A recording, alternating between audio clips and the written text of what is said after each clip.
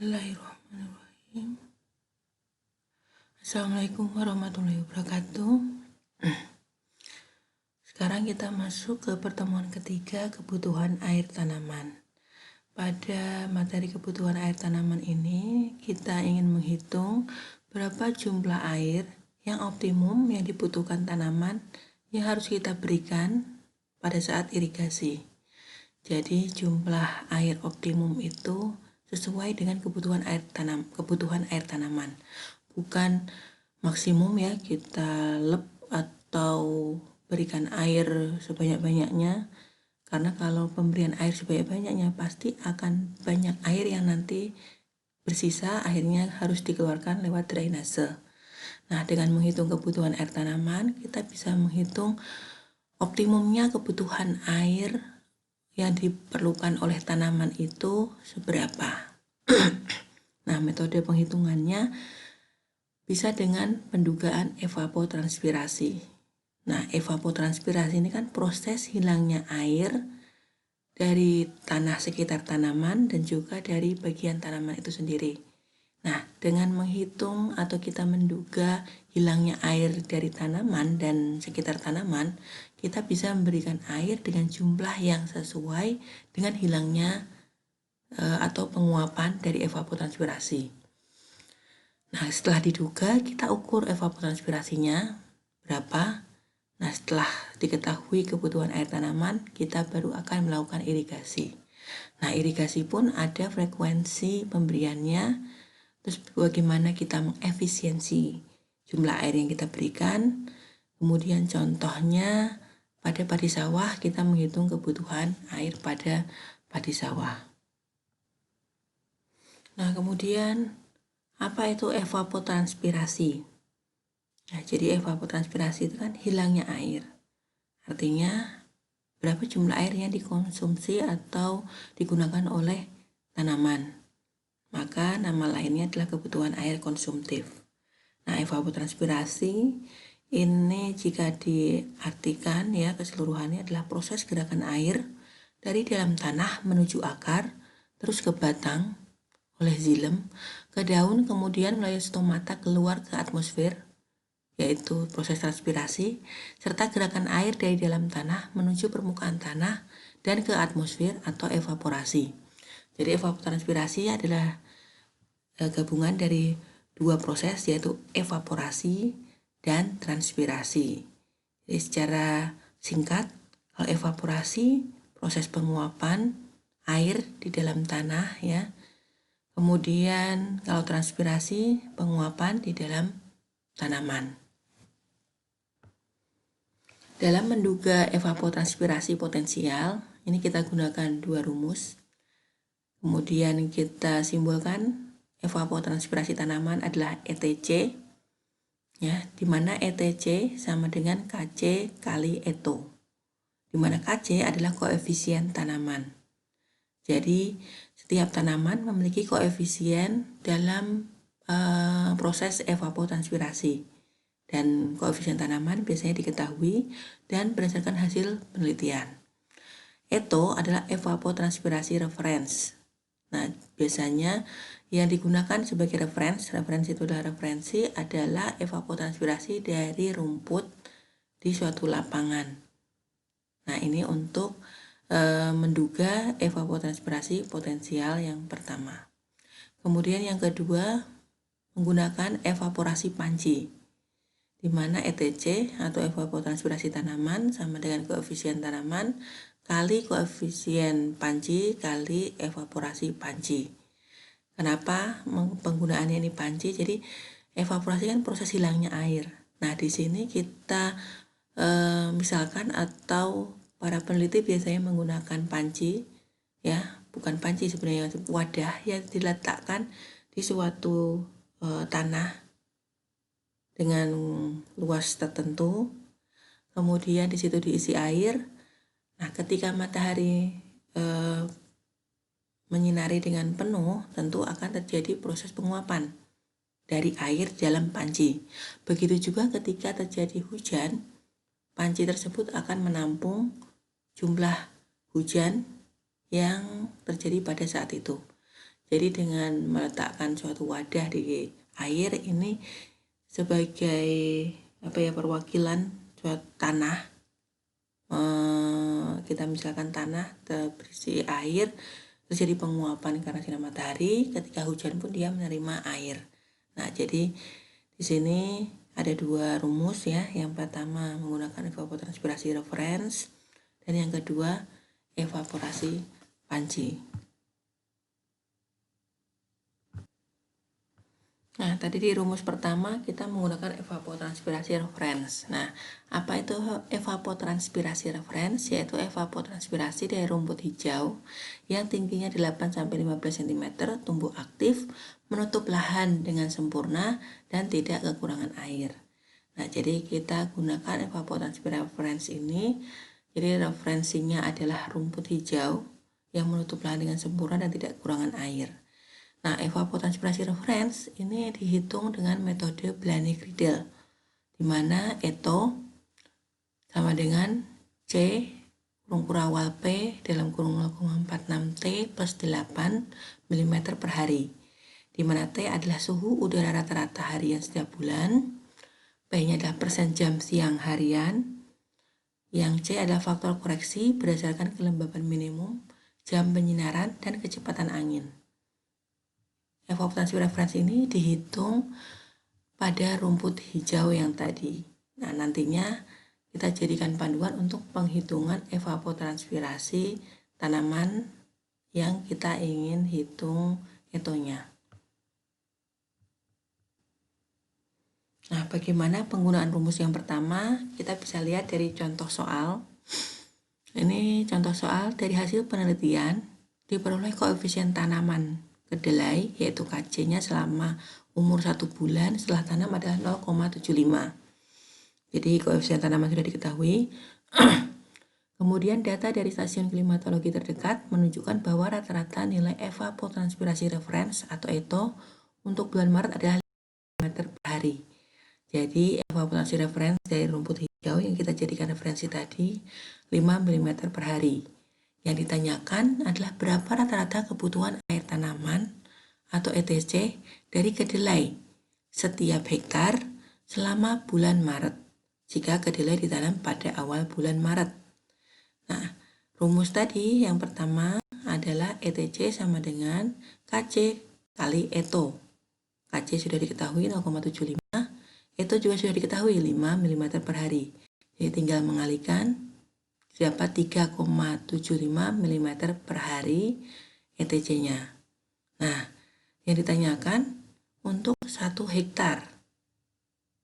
Nah, 1 hektar kita konversi menjadi meter persegi, yaitu 10.000 meter persegi. Kemudian ETC-nya tadi satuannya masih milimeter. Supaya bisa kalikan dengan meter persegi, maka milimeter ini diubah dulu ke meter. Nah, milimeter ke meter itu naik 3 kali. Jadi dibagi 1000. 3,75 dibagi 1000 sama dengan 0,00375 meter per hari. Satuan meter sudah bisa kita kalikan dengan meter persegi. Jadi 0,00375 meter per hari kita kalikan 10.000 meter persegi. Didapat 37,5 meter kubik per hari. Nah, ini bisa dilanjutkan. Ini kan per hari. Yang ditanyakan selama bulan Maret. Bulan Maret itu ada berapa hari?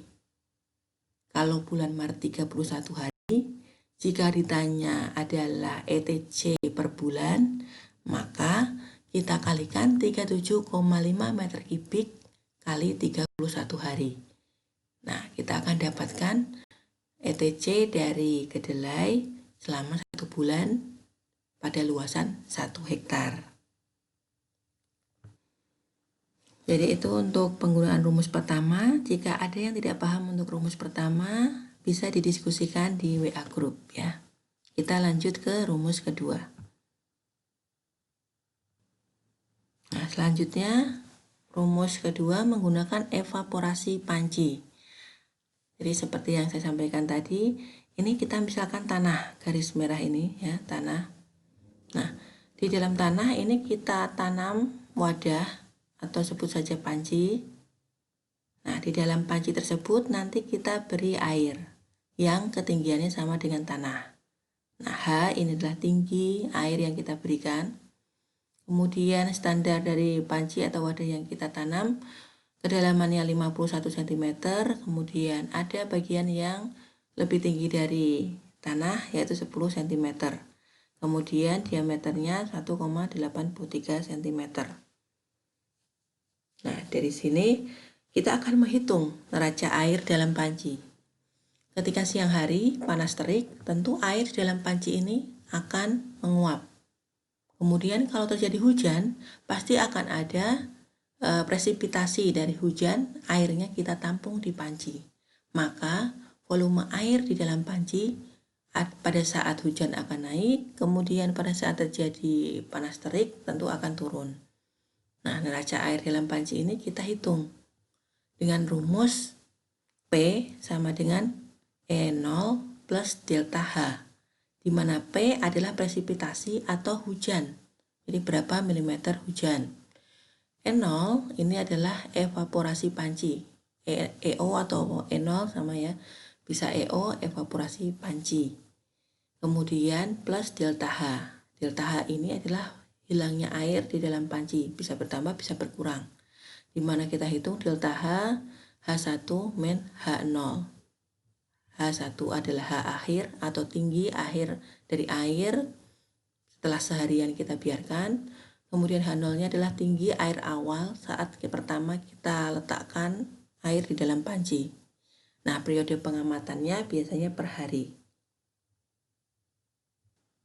Nah, dari rumus yang kedua tadi kita ingin menghitung evapotranspirasi tanaman dan mengukur evaporasi panci.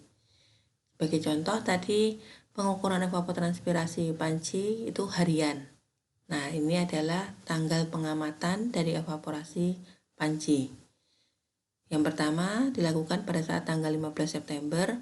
Ternyata air hujan turun 25 mm. Tinggi air berubah menjadi 490. Nah, tinggi awalnya 500 mm air kita masukkan ke dalam panci. Kemudian ternyata berkurang. Walaupun ada hujan, tapi isi air dalam panci berkurang. Artinya panas sebelumnya, sebelum hujan, itu menguapkan air yang lebih banyak. Kemudian berapa evaporasi pancinya atau EO.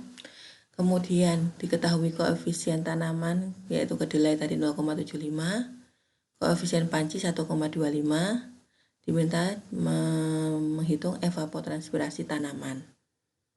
Begitu juga tanggal 16 September dilakukan pengukuran ya, terjadi air hujan atau presipitasi 15 mm. Kemudian tinggi akhir di hari pengamatan tersebut naik 505 dari 500 mm. Kemudian tanggal 17 September terjadi hujan lagi 20 mm serta tinggi akhir 475 mm. Nah, ini adalah contoh soalnya beserta jawaban yang tadi penghitungan evaporasi panci harian pada saat 15 September. Nah, tadi diketahui ya, H1 490 mm, H0-nya 500 mm, koefisien tanaman 0,75, koefisien panci 1,25. Nah, kita hitung, masukkan ke dalam rumus, di mana tadi rumusnya P sama dengan E0 plus delta H. Nah, delta H-nya H1 min H0. Presipitasinya diketahui 25 ya, P25 sama dengan N0 plus 490 dikurangi 500. Maka didapat delta H-nya minus 10. Kita pindah lajur.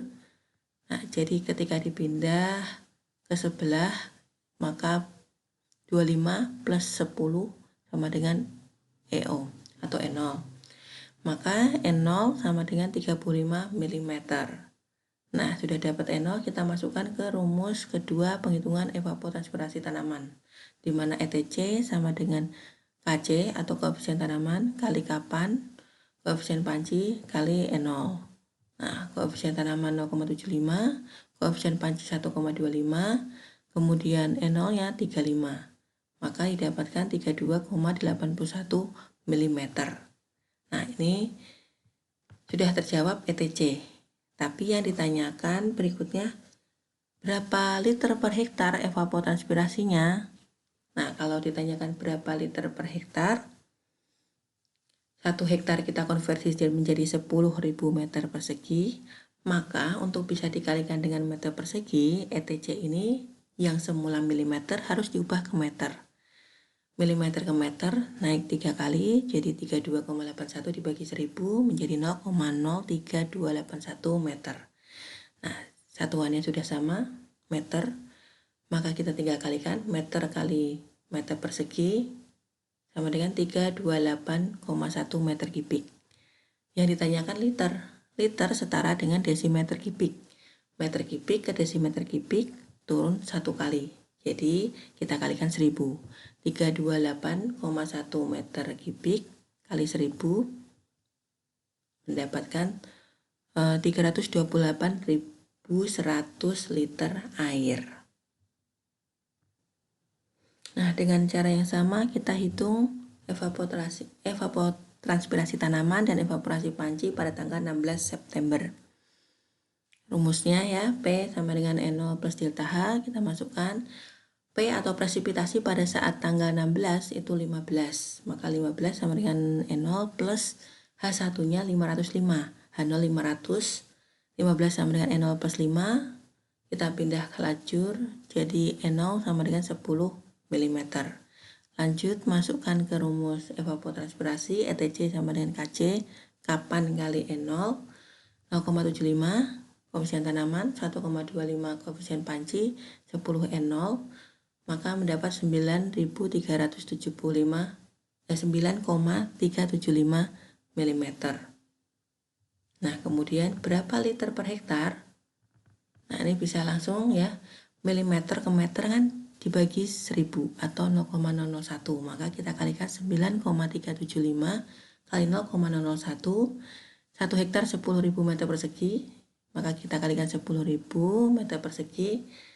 1000 ini adalah konversi dari meter per kubik ke desimeter kubik, jadi kita langsung kalikan 1000, dapat 93.750 liter. Jadi jumlah air yang hilang pada satu luasan 1 hektar ya ternyata adalah 93.750 liter. Jadi ketika kita ingin memberikan irigasi pada luasan 1 hektar, minimal air yang masuk harus 93.750 liter supaya memenuhi kebutuhan air konsumtif. Nah, dengan cara yang sama, coba teman-teman kerjakan pada tanggal 17 September. Berapa evaporasi pancinya, berapa evapotranspirasi tanamannya, dan berapa liter per hektar yang harus kita irigasikan ke tanaman atau ke lahan. Nah, untuk pertemuan ketiga itu dulu ya. Latihan soalnya kita mengetahui pendugaan evapotranspirasi dan